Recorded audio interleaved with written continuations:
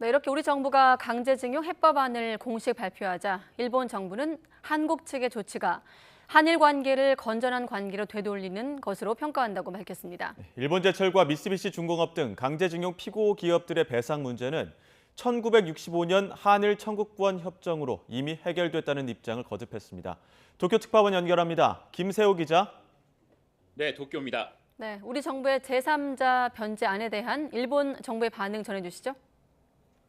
네, 하야시 요시마사 일본 외무장관은 오후 12시 30분쯤 임시 기자회견을 열고 일본 측의 입장을 밝혔습니다.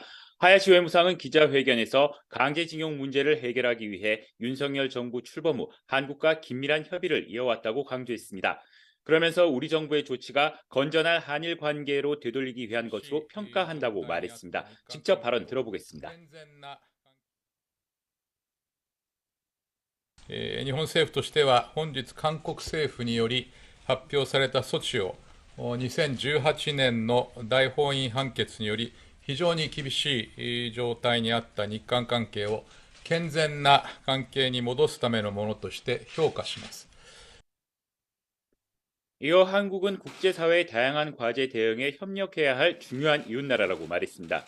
또 일본 정부는 1998년 10월 발표한 한일 공동선언을 포함해 역사 인식에 관한 역대 내각의 입장을 전체적으로 계승하고 있음을 확인한다고 강조했습니다. 이와 함께 이번 한국 측의 발표를 계기로 정치, 경제 등의 분야에서 교류가 더 확대될 수 있기를 기대한다고 덧붙였습니다. 기시다 총리 역시 오후 중의원 국회에 출석한 자리에서 한국 측 발표안에 대해 평가하면서도 한일 정상회담과 관련해서는 아직 아무것도 정해진 게 없다고 선을 그었습니다. 그러면서 한일 외교 당국을 중심으로 의사소통을 이어가면서 앞으로의 구체적인 대처를 고려하겠다고 말했습니다. 이 때문에 추후 우리 정부가 요구하는 성의 있는 호응을 일본 측이 어떻게 내놓을지는 더 지켜봐야 할 것으로 보입니다. 네, 일본 경제계 역시 우리 정부 안에 맞춘 가시적인 안을 준비하고 있죠. 네, 일본 게이단렌이 한국 정경련과 함께 가칭 미래 청년 기금을 공동 조성해 운영하는 방안을 잠정 확정한 것으로 알려졌습니다. 하지만 일본 경제 단체들 역시 일본 정부의 기조에 맞춰 이러한 움직임이 피해자 배상과는 별개라는 점을 분명히 하고 있습니다.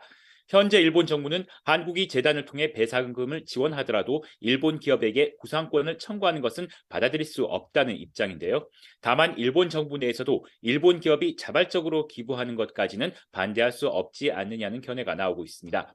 이 때문에 우리 정부 산하의 재단에 일본 게이단렌을 중심으로 가해 기업들의 기부가 포함될지 여부에 관심이 쏠리고 있습니다. 하지만 일제강점기 강제징용 배상 소송 피고 일본 기업들은 오늘 징용 배상 문제는 1965년 한일 청구권 협정으로 이미 해결됐다며 한국 정부가 발표한 배상 문제 해결 방안에 대해 언급하지 않겠다고 밝혔다고 교도통신이 보도했습니다.